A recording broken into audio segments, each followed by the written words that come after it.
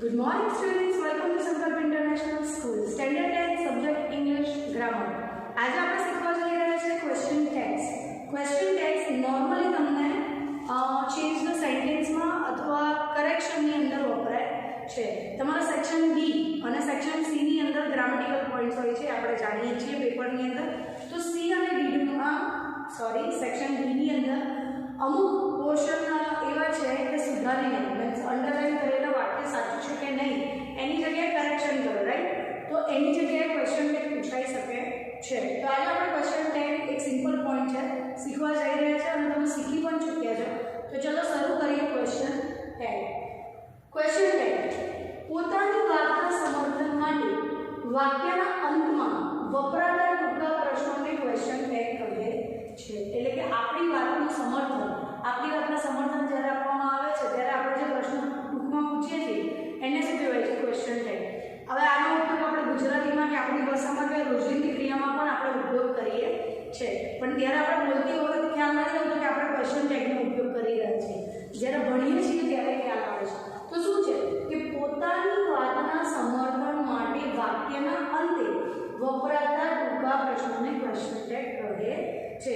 જેમ કે ઉદાહરણમાં આપણે એમ કહીએ, મમ્મી હું કાલે 1 કલાક વાંચવા બેઠી હતી ને તો બેઠી હતી ને શું છે આપણા વાક્યનો ક્વેશ્ચન ટેગ. હું કાલે વાંચવા બેઠી હતી. પછી આપણે શોર્ટ ફોર્મ કરીએ છીએ મમ્મી બેઠી હતી ને, એ શું કહેવાય? આપણો ક્વેશ્ચન ટેગ. આપણે મમ્મીને પ્રશ્ન પૂછીએ છીએ ટૂંકમાં કે ભાઈ બેઠી હતી ને, તો એ આપણો શું છે? Question tag. આગળ આપણે એને જ્યારે વાક્યમાં યુઝ કરીશું ત્યારે વધારે સારી રીતે ખ્યાલ આવશે. એનું સ્ટ્રક્ચર જોઈ લો કે મુખ્ય વાક્ય હોય, મુખ્ય વાક્ય પછી તરત અલ્પ વિરામ હોય, અલ્પ વિરામ પછી સહાયકારક ક્રિયાપદ હોય અને કર્તાનું સર્વનામ હોય. એટલે કે કર્તા નામ પણ આપણું હોય. તો આપણે ક્વેશ્ચન ટેગ કરતી વખતે એ નામ એમનું એમ લેવાનું નથી, પણ એ નામ માટે જે સર્વનામ વપરાય છે એનો ઉપયોગ કરવાનો છે. શું છે કે જો વાક્યમાં નકાર હોય તો ક્વેશ્ચન ટેગ, એટલે કે ક્વેશ્ચન ટેગ શેમાં થઈ જાય છે? હકારમાં. અને જો વાક્ય હકારમાં હોય તો ક્વેશ્ચન ટેગ નકારમાં થઈ જાય છે. એટલે કે ઓપોઝિટ એક્શન થશે કે જો સેન્ટેન્સ પોઝિટિવ હોય તો ક્વેશ્ચન ટેગ નેગેટિવ આવશે અને સેન્ટેન્સ નેગેટિવ હોય તો ક્વેશ્ચન ટેગ પોઝિટિવ આવશે. ઓકે, ચલો એક્ઝામ્પલ જોઈ લઈએ છીએ. Ram is a good boy. આ રહ્યું મુખ્ય વાક્ય, બરાબર. પછી જે અલ્પવિરામ આવી ગયું, સહાયકારક ક્રિયાપદ ઇઝન્ટ અને કર્તાનું સર્વનામ. હવે જુઓ આની અંદર Ram is a good boy. તો આ કેવું વાક્ય છે? હકાર કે નકાર?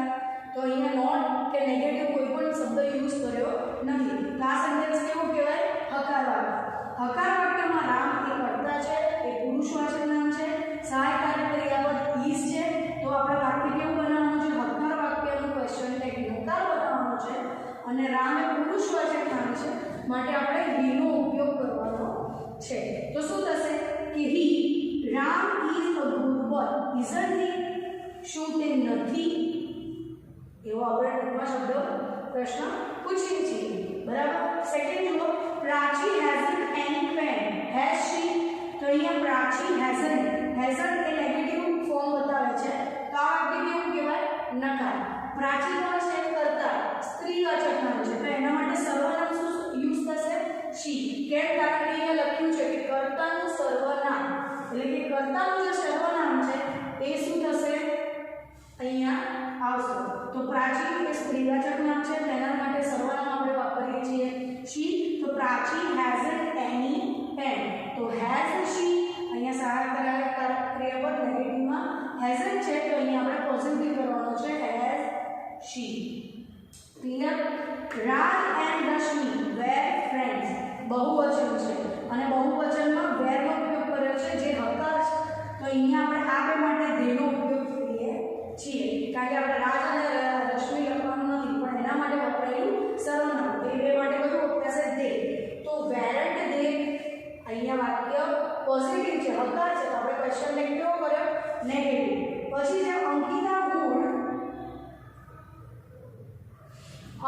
Wood take tea. Wouldn't she? તો અહીંયા વુડ પોઝિટિવ છે એટલે કે હકાર વાક્ય. અંકિતા સ્ત્રીવાચક નામ છે તો આપણે શી નો ઉપયોગ કરીશું, તો વુડન્ટ શી. ક્લિયર? અહીંયા જુઓ, ઇઝ નોટ નો ટૂંકું રૂપ ઇઝન્ટ. આર નોટ નું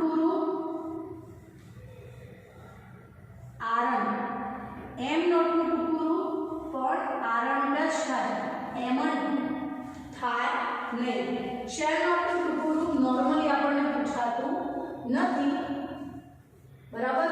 will not to ટુકડું, સોરી want, અને can not to ટુકડું can't.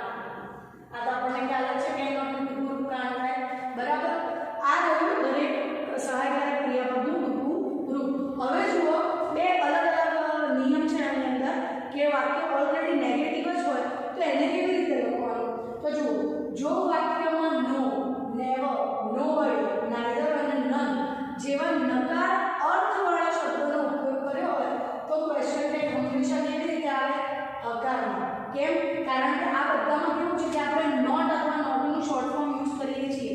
અહીંયા કોઈ પણ વાક્યમાં નોટ કે નોટનું શોર્ટ ફોર્મ નથી આપતા, તેમ છતાં આ બધા શબ્દ શું કયો ભાવ દર્શાવે છે? નકારનો. એટલે I have nothing to say, તો આ નથિંગ ઓલરેડી શું દર્શાવે છે? નકાર. બરાબર. ઓલરેડી આ શું દર્શાવે છે? નકાર. તો I have nothing to say, તો હેવ આઈ, કેમ? સહાયકારક ક્રિયાપદ સીધું હેવ. અહીંયા સર્વનામ આપેલું છે એટલે એનું સર્વનામ કરવાની જરૂર નથી. જો અહીંયા નામ આપ્યું હોય તો જ અહીંયા સર્વનામ આવે, પણ અહીંયા સર્વનામ જ આપ્યું હોય તો આપણે એવું એ સર્વનામ અહીંયા લખી દેવાનું છે. હવે અહીંયા માની લો કે I have nobody to speak, એટલે કે મારી પાસે કોઈની સાથે વાત, તો નોબડી પણ કેવો અર્થ દર્શાવે છે? નકાર. તો અહીંયા પણ શું આવશે? પોઝિટિવ. ઓકે. જો સાદા વર્તમાન કાળ કે સાદા ભૂતકાળનું હકાર વાક્ય હોય તો ડોન્ટ કે ડઝન્ટ કે ડીડન્ટ થી ક્વેશ્ચન ટેગ બનાવવું જોઈએ. જેમ કે વિરાટ પ્લેઇંગ ક્રિકેટ, બરાબર. તો પ્લેઇંગ શું દર્શાવે છે? સાદો વર્તમાન કાળ. પ્લેઇંગ શું દર્શાવે છે આપણને? સાદો વર્તમાન કાળ. તો આપણે એને કેવી રીતે કરીશું? પ્લેઇંગ હી એવું કરીશું કે પ્લેઇંગ નોટ હી એવું કરીશું? નહીં. ત્યારે આપણે શેનો ઉપયોગ કરવાનો છે? ડઝન્ટ હી. જો અહીંયા વિરાટ પ્લેઇંગ ક્રિકેટ હોય તો ડઝન્ટ હી, અને અહીંયા હોય વિરાટ ડઝ નોટ પ્લે ક્રિકેટ તો અહીંયા ઓબ્વિયસ ડઝ હી આવવાનું. વિરાટ માટે આપણે શેનો ઉપયોગ કર્યો છે? હી. હવે માની લો કે આ વાક્ય અહીંયા એવું હોય પ્લેડ, શું છે અહીંયા? પ્લેડ. તો પ્લેડ એ કયું વાક્ય છે? સાદો ભૂતકાળ. બરાબર. આપણને ખબર જ છે પ્લેડ શેનું ફોર્મ છે? સાદા ભૂતકાળ. તો પછી એમાં ક્વેશ્ચન ટેગ શું થશે? ડીડન્ટ હી. બરાબર. જો સાદો વર્તમાન કાળ હોય તો ડઝન્ટ હી, જો સાદો ભૂતકાળ હોય તો ડીડન્ટ હી. ક્લિયર? તો આ રીતે ક્વેશ્ચન ટેગ શીખ્યા આપણે, અને ક્વેશ્ચન ટેગ ખૂબ જ ઈઝી છે મિત્રો. આપણે રોજિંદા જીવનમાં પણ એનો ખૂબ જ ઉપયોગ કરતા રહીએ છીએ. બરાબર. ફરી એકવાર જોઈ લો. ક્વેશ્ચન ટેગ અંતમાં આવતા ટૂંકા પ્રશ્નને કહેવામાં આવે છે, જેની વાક્ય રચના છે મુખ્ય વાક્ય, અલ્પવિરામ, સહાયકારક ક્રિયાપદ અને કર્તાનું સર્વનામ. એટલે કે કોઈ પણ નામ આપ્યું હોય તો ક્વેશ્ચન ટેગની અંદર એનું પ્રોનાઉન થઈ જશે, અને જો પ્રોનાઉન આપ્યું હોય તો એઝ ઇટ ઇઝ રહેશે. બરાબર. બીજું સૌથી અગત્યનો મુદ્દો કે જો વાક્ય હકારમાં હોય તો ક્વેશ્ચન ટેગ નકારમાં હશે, અને જો વાક્ય નકારમાં હોય તો ક્વેશ્ચન ટેગ હકારમાં હશે. આપણે અહીંયા બધા ઉદાહરણ જોઈ ગયા. અહીંયા હકાર વાક્ય જોયું કે Ram is a good boy, તો આપણે અહીંયા એનું ક્વેશ્ચન ટેગ નકાર કરીએ કે સહાયકારક ક્રિયાપદ ઇઝ લીધો, નોટ નું શોર્ટ ફોર્મ, અને રામ માટે આપણે હી નો ઉપયોગ કર્યો. બીજું શું કર્યું? પ્રાચી હેઝન્ટ એની પેન, તો આ નકાર વાક્ય છે. નકારનું આપણે નોટ નીકાળીને હેઝ હકાર કરી દીધું, અને પ્રાચી માટે આપણે શી નો ઉપયોગ કર્યો. રાજ એન્ડ રશ્મિ વેર ફ્રેન્ડ્સ, વેર દે, તો રાજ એન્ડ રશ્મિ વેર ફ્રેન્ડ્સ, તો આ હકાર વાક્ય છે એને નોટનું શોર્ટ ફોર્મ કરીને નકાર કર્યો, અને રાજ અને રશ્મિ બે વ્યક્તિ છે, બે કરતા છે, તો તેનું બહુવચન આપણે દે કર્યું. ઓકે. ક્લિયર થાય છે? Fourth one, Ankita would take T. આ પણ પોઝિટિવ વાક્ય છે, હકાર વાક્ય. એમાં નોટનું શોર્ટ ફોર્મ કરીને નકાર કર્યું, અને અંકિતા માટે આપણે શી નો ઉપયોગ કર્યો. આ દરેક સહાયકારક ક્રિયાપદના શોર્ટ ફોર્મ છે. બીજું આપણે જોયું કે જો વાક્યમાં નો, નેવર, નોબડી, નથિંગ કે નન, નાઈધર એવા શબ્દોનો ઉપયોગ થાય તો ક્વેશ્ચન ટેગ હંમેશા હકારમાં જ હશે, કારણ કે આ બધા શબ્દ કેવા છે? Negative word. તો એ નકાર શબ્દો માટે હંમેશા ક્વેશ્ચન ટેગ હકાર જ બનશે. બીજું છે કે જો સાદા વર્તમાન કે સાદા ભૂતકાળનું ક્રિયાપદનું રૂપ આપેલું હોય તો અહીંયા જે તે ક્રિયાપદની અંદર ડુ, ડઝ કે ડીડ લાગશે.